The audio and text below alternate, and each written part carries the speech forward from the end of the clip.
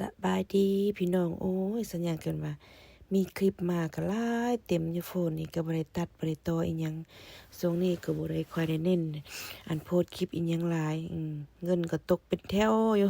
เพราะบ่ค่อยมีเวลาแบบบางครั้งก็เมื่อยๆนะพี่น้องก็ขอแฮบหน่อยนึงเด้อมื้อนี้เสียงพากก็มีเรื่องเล่าเล็กๆน้อยๆบางครั้งก็อยากเล่งเฮ็ดคลิปบางครั้งก็เมื่อยก็เลยปล่อยว่างไปอหยังประมาณนี้นะพี่น้อง เมื่อยชีวิตแบบเมื่อยล้าอีหยังประมาณนี้นะแบบบางเทื่อก็ลูกบ่ได้อกได้เจอผัวบ่ได้อกได้เจอนี่เฮาก็เมื่อยก็เครียดกับชีวิตนะพี่น้องแล้วท้ายๆปีจังซี่แล้วก็เริ่มมาเบิ่งลูกแล้วบัดนี้นะฮอดยามเขาเกียมเซ็งแล้วเด้พี่น้องเอ้ยเดี๋ยวนี้ก็เดือน3แล้วเนาะสิเบิดเดือน3แล้วยังอีก2เดือนปลายนึงเขาก็สิเซ็งแล้วปิดภาคเรียนอีกแล้วนี่นะนี่ก็เบียกหลายเบียกเลิกสำนักก็เลยป๊ะก่อนพี่น้องเอ้ยบ่มาเบิ่งเขาก็บ่ดีเจอนี่ก็ท่านี้แหละพี่น้องเล็กน้อยนะยามบอกยากก็บอกยากมีแต่บอกยากหลายก็ขี้คร้านมาเบิ่งมาส้ม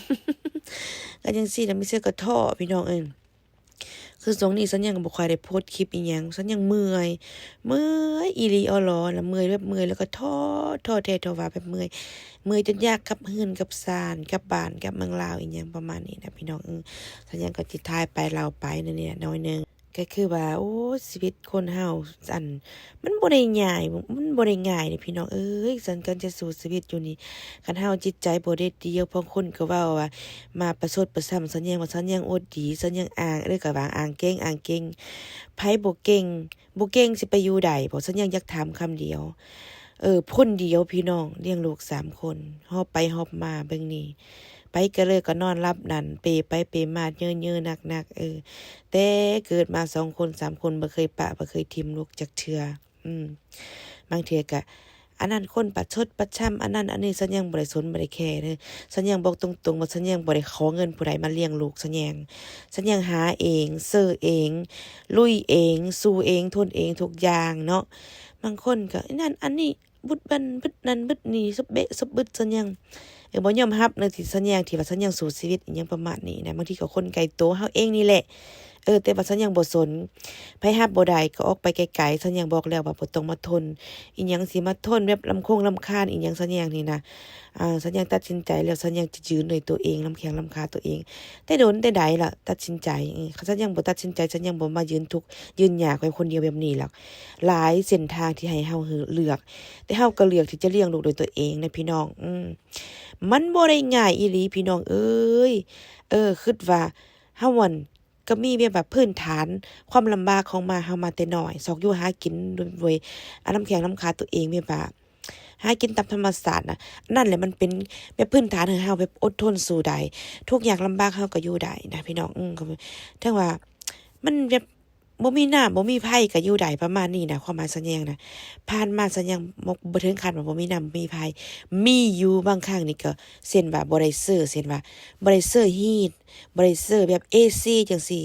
อันพี่น้องคิดว่าอยู่ได้จังใดสำหรับคนอยู่เมืองนอกคนอื่นเขาอาจจะทรมานอยู่บ่ได้แม่นบ่คือสัญญาลูกๆนี่สิแม่นอยู่ได้อันสัญญาบ่ได้เคยซื้อฮีตบ่ได้ซื้อAC มาจากปี6 ปี7 ปีนะบ่ได้ซื้อพี่น้องมาอยู่อเมริกานี่สัญญาก็ยังอยู่ได้บางคนเขามาเฮือนสัญญาป้าหนาวแท้อยู่ได้จังใดบางคนเขามายามร้อนก็ป้าร้อนพี่ลึกแท้อยู่ได้จังใดมันก็แบบใจนี่แหละพี่น้องใจสู้ใจทนขนาดเลยย้อนว่าหยังเปิดบ่ได้เปิดแล้วเขาให้เสียค่าน้ำเสียค่าไผนี่มันแพงนี่มันเป็นจังซั่นแหละอันเบิ่งความอดทนน่ะเล็กน้อยก็ทนย่างไปโรงเรียน6 ปี7 ปีย่างหาไม้4 ไม้5 ไม้เขาก็ย่างอันนั้นแหละก็คือความสู้ความอึดความสู้ที่สุดคันบ่สู้จะเฮ็ดจังได๋สิอยู่มาได้อันนี้ก็คือการทนเพื่อเล็กน้อยเรียนจบมีคนถามว่าเจ้าสิอยู่อเมริกาเลยบ่บอกได้คำเดียวว่าบ่อยู่เลยอเมริกาเฮามาหาเล็กน้อยมาฝึกเล็กน้อยมาเรียนเมื่อมีโอกาสนี้ใหม่ล่ะทุกสำใดก็ทนสู้ไปเนาะแล้วบางคนที่บ่พอใจกับสัญญาเฮ็ดแชร์ Facebook บ่เราประสบการณ์ชีวิตของสัญญาน่ะ ไผบ่มักนะก็อย่าพังเด้อบ่มักก็อย่าพังสัญญังเว้าคำเดียวโลดบ่มักก็อย่าเบิ่งอย่าพังเจ้าติดตามข่อยมาเจ้ามักตัวใดดีๆเจ้าก็เลือกเบิ่งเอาได้มักตัวมันแฮปปี้เจ้าก็เลือกเบิ่งมักตัวมันทุกข์มันอยากจะบ่เบิ่งแล้วมันอายต่างเจ้าซีเรียสกับการเข้าเหล่าชีวิตเรื่องชีวิตการผ่านเรื่องการแต่งงานชีวิตการผ่านการเลี้ยงลูกอันใดเจ้าบ่มักเจ้าอย่าพังอย่าเบิ่งตัวใดมันเป็นความทุกข์ของเจ้าอย่ามารับนำเรื่องชีวิตของข่อยรับมาตลอดมาแล้วข่อยบ่เคยทิ่มความทุกข์ของข่อยให้ผู้ใดอันนั้นล่ะข่อยอยากเล่าว่ามันบ่แม่นเรื่องง่ายๆบางทีเจ้าอาจจะคิดว่าแค่นี้นึงเนาะเจ้าบ่เคยทุกข์คือข่อยเจ้าเว้าได้เจ้าเว้าได้เพราะเจ้าสำบายเฮือนเจ้าบ่ได้เซาข้าวเจ้าบ่ได้ซื้อเจ้าบ่ได้ทุกข์คือข่อยเจ้าบ่ฮู้ข่อยมี3ชีวิต4ชีวิตที่รับผิดชอบมันบ่ได้แม่นง่ายๆเชื่อเขามันชีวิตมาแบบมันดีขึ้นมามันดูดีเลยมาปัจจุบันนี่ซำนี้มันบ่ได้ง่ายพี่น้องผ่านการเจ็บการปวดกันอันยังมาหลายอย่างหลายอันแนวสู่ซนมาลำบากอีหลีไผบ่ฮู้จะบ่ฮู้เนาะจะบ่เคยเจอจะบ่ฮู้บางคนก็เคยเจอบางบ่ฮู้ว่าบางคนจะทุกข์ก่อนสัญญางมีบ่บางคนก็เบะซบเบะปากสร้างคอนเทนต์สร้างคอนเทนต์ข่อยเล่ามาน่ะข่อยอยากให้ฮู้ว่ามันบ่ได้แม่นเรื่องง่าย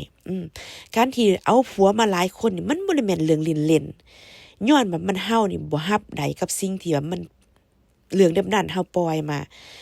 ได้เฮาก็เปิดใจแล้วเฮาก็รับมาอีกมันเป็นแบบนั้นเพราะเฮาให้โอกาสคนแล้วก็ให้โอกาสตัวเองเฮาบ่ปิดกั้นตัวเองฉะนั้นเฮาก็เลยมีหลายผัวผ่านการแต่งงานหลายเทื่อจะสิมาติข่อยจังซั่นจังซี่เจ้าบ่ฮู้เรื่องข่อยกับเรื่องเจ้าหลายผัวย้อนบางทีเจ้ามักลิ้นสำหรับข่อยบ่แม่นข่อยมักลิ้นเด้อ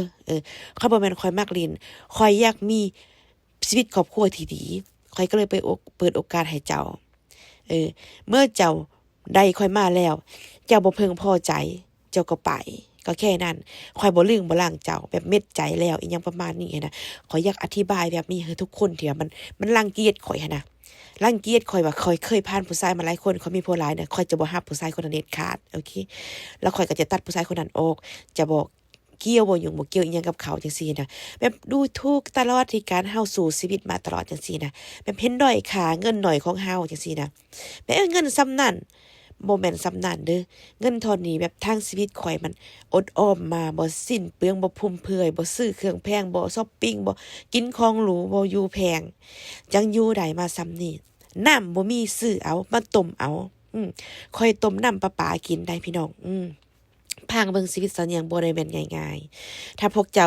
ยังบ่กินซ้ำน้ำก๊อกพวกเจ้ามาใส่แกงพวกเจ้ายังติค่อยไปคุกอยู่นั่นอยู่นี่เขาบ่ได้กิน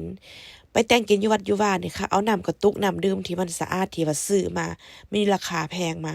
สำหรับสัญญาง6ปี7ปีก็อยากสัญญางต้มกินถ้าว่ามันดีบ่มันก็ดีสำหรับคนที่เฮาบ่มีเงินหลายไปซื้อน้ำสะอาดมากินสำหรับสัญญางคิดว่าสะอาดน้ำดื่มเนาะน้ำก๊อกนี่มันสะอาดแล้วอยู่อเมริกานี่มันก็สะอาดแล้วแต่คนอื่นเขาบ่กินเด้อแต่สัญญางกับลูกๆกินเพราะว่าเฮาเคยอยู่บ้านนอกเฮาก็เคยกินน้ำก๊อกต้มคือกันซึ่งก็คิดว่ามันก็อยู่ได้มันก็จะบ่ตายทันทีทันใดดอกจังซี่นะแต่ว่ามันก็ดีอยู่ได้ก็บ่ได้เป็นพยาธิอีหยังแต่ก็บ่ฮู้ว่าอนาคตข้างหน้ามันจะเป็นจังไดแต่ว่าปัจจุบันนี่อยู่ได้แล้วก็พอไปสะก่อนสำหรับเฮาบ่ได้คิดหยังหลายเอาซุมื้อนี้ให้มันรอดไปสะก่อนจังซี่นะพี่น้องสัญญางเสิร์ชชีวิตรอดแบบนั้นได้พี่น้องบางคนนี่เข้ามาในชีวิตสัญญาน่ะดูถูกดูแคลน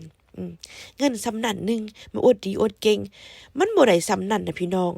จ่ายค่าเฮือนบ่ได้มันง่ายๆพักผ่อนบ่ได้พักผ่อนหาเงินหามหุ่มหางค่ำสอดแจงโตลุง5-6 โมงเช้าก็บ่ได้นอนบางมื้อนี่3มื้อรวดก็บ่ได้นอนสัญญางหาเงินน่ะพี่น้องสัญญางบ่ได้ขี้โม้บ่ได้เมาลิ้นถ้าผู้ใดมาเจออยู่กับสัญญางน่ะจะรู้สึกแต่ว่าลูกสัญญางยอมแพ้ค่ะลูกเฮ็ดนำบ่แม่บ่ได้ดอกแบบนี้แต่สัญญางก็ขอบเจอเทวดาพาแทนขอบเจอสิ่งศักดิ์สิทธิ์ขอบเจอร่างกายตัวเองขอบเจอที่กับการเลือกอยู่เลือกกินที่มันพอเพียงกินที่อาหารที่มันเป็นแบบธรรมศาสตร์ใดแบบพื้นบ้านใดในการที่เก็บผักหาเนาะหักไม้หักนั่นแคมทางมากินอยู่ป่าอยู่ภูมากินที่แบบสิ่งที่ตัวเองแบบกินได้แบบทนทานนะพี่น้องแล้วก็บ่คิดเอื้อมไปถึงว่าอย่ากินอันนั้นแพงอันนี้แพงย้อนว่าตัวเองก็บ่ได้มักแม่บ่ได้ปลูกผังในการชีวิตแบบนั้นมาเลยก็เลยแบบบ่ติดรู้บ่อยู่แพงเรื่องมักสวยมักงามนี่ค่อยมัก เครื่องสำอางทึกๆมีก็มาได้เฮาซื้อได้เครื่องนุ่งงามๆทึกๆมีได้ถ้าบ่นุ่งก็งามได้เซ็กซี่ได้โดยที่ว่ามันบ่ได้แบบไปเอาเครื่องแพงๆมานุ่งฉันยังบอกว่าแบบนั้นเนาะบางคนที่ฉันยังเว้ามาเจ้าสิเข้าใจบ่เข้าใจก็อย่าแต่ว่าข่อยอยากเล่าข่อยอยากระบายข่อยอยากแชร์ประสบการณ์ชีวิตของข่อยว่าเป็นหยังข่อยถึงอยู่ได้อยู่แคลิฟอร์เนียโดยที่ว่าข่อยบ่ได้มีเงินเหลืออยู่เป็นหยังข่อยเลยไม่อยู่เมืองที่ว่าค่าเช่าแพงๆค่าเช่าที่ว่าค่าครองชีพสูงที่อยู่ในนี้เป็นหยังข่อยอยู่ได้ก็แม่นคือสิ่งที่ข่อยเว้าหั่นแหละประหยัดสัตย์เที่ยงใช้แต่สิ่งจำเป็นซื้อแต่ข้าวซื้อแต่ข้าวแต่สิ่งจำเป็นที่สุดคือว่าอีหยังปัจจุบันนี้เนาะน้ำมันรถจำเป็นที่สุดหรือว่าซื้อยุกซื้อยาจำเป็นที่สุดสิ่งที่มันขาดบ่ได้ว่าซั่นซะโอ้กะสัญญังกับเรามาสุดละถ้าคนพังซ้ำนี้ยังบ่เข้าเจอความรู้สึกสัญญังกันยอมแพ้กับคนที่มันแบบว่าอีหยังก็มีอคติกับสัญญังหั่นน่ะสัญญังก็อยากอธิบายสุดๆสันว่าสัญญังสู้ไปคนเดียวนี่มันดีกว่าหั่นน่ะบ่ต้องแบบมีไผแบบมาเกี่ยวข้องอีหยังน่ะมันแฮปปีก่อนใดเฮาร้องเพลงไหลตลอดมื้อตลอดวันเลยถ้ามีไผมายุ่นจ้านกับชีวิตเฮาแล้วเฮ็ดให้เฮาเครียดไปนำเฮ็ดเฮาคิดนำแบบเห็นเขาแบบมีความทุกข์กับชีวิตของเฮาน่ะเฮาก็เลยแบบเครียดนำเขาแบบคืออีตนชีวิตเขาน่ะเป็นหยังเขาต้องมาทุกข์กับเฮาอีหยังประมาณนี้นะสัญญังก็บางคนก็อาจจะงงเนาะว่าสัญญังมาเล่าอีหยังเป็นประมาณนี้บางคนรู้สึกได้กับความรู้สึกสัญญังเด้อหลายคนรู้สึกแล้วเขาก็จะมาเล่าว่าโอ้ข่อยก็คือกับเจ้าจังซั่นจังซี่อีหยังประมาณนี้นะเฮาสู้ไปบางทีก็อาจรอดบ่รอดก็บ่ฮู้แต่ว่าลูกสัญญังก็ถือว่าไกลเรียนจบแล้วผู้ที่2นี่เนาะสัญญังก็แบบมีความหวังโทษเด้อมื้อนี้ก็แบบซิกนะสัญญังแบบบ่สบายหั้นน่ะก็แบบบ่สบายได้ไปเป็นไข้ได้ก็เป็นหวัดอีหยังเป็นไอประมาณนี้แหละเสียงพาก็เลยจะเป็นแบบแหบๆหน่อยนึง แต่บ่ได้เฮ็ดคลิป 2-3 มื้อแล้วสัญญังก็เลยแบบอยากมีคลิปโพสต์ลงหยังประมาณนี้น่ะเนาะเฮาบ่เฮ็ดเงินก็ตกลงสินะเฮ็ดคลิปเฮ็ดอันนี้นี่นะ Facebook น่ะหลายคนบ่เข้าเจอมาต่อว่าเฮาเรื่องคอมเมนต์อีหยังซี้แหละเพราะสัญญังเห็นความสำคัญกับการคอมเมนต์สัญญังเก็บทุกคนเนาะทุกคนด่าสัญญังก็ยังขอบเจอที่เขามาเบิ่งที่เขานำคอมเมนต์การจะคอมเมนต์เฮานี่ต้องเสียเวลาเด้พี่น้องต้องเสียเวลามาเขียนอันนั้นอันนี้คือสัญญังยังบ่มีเวลาไปคอมเมนต์คนอื่นเพราะว่าสัญญังเวียกหลายโพดมันมือเฮาเปื้อนนี่มีแต่ส่งสติกเกอร์บางเทื่อก็เซอแบบตอบลูกค้าก็สัญญังเสิร์ชสปีกเกอร์ปาเข้าไปสัญญังจะบ่เขียนอยู่เนาะคันเขียนต่อไปต่อมาน่ะคือจะแม่นแบบผู้สัญญังตอบหั่นน่ะเนาะแม่นสัญญังเชิญไปให้เรารับผิดชอบตอบลูกค้าส่วนหลายเนาะส่วนหลายตัวใดบ่ถูกใจสัญญังก็มาตอบคืนจังซี่หันนะแบบว่าเสิร์ชกัน2คน Facebook เนาะบ่แม่นสัญญังคนเดียวได้เสิร์ชแบบว่าFacebook สัญญังแต่สมอบให้เพิ่นเสิร์ชนำหั่นน่ะซอยกันเป็นแอดมินจังซี่หันนะบางคนเดี๋ยวก็จะเข้าเจอผิดบ่แบบตอบสัญญังตอบคือแบบประชดประชันบางทีก็บ่แม่นสัญญังตอบก็มีบางทีก็เป็นผัวตอบจังซี่นะสัญญังก็เลยอยากบอกให้ฮู้แบบนั้นเนาะแต่ที่แน่ๆก็คือว่าสู้จ้า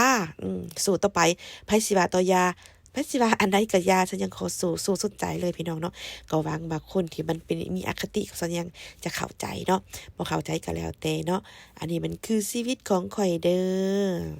บาย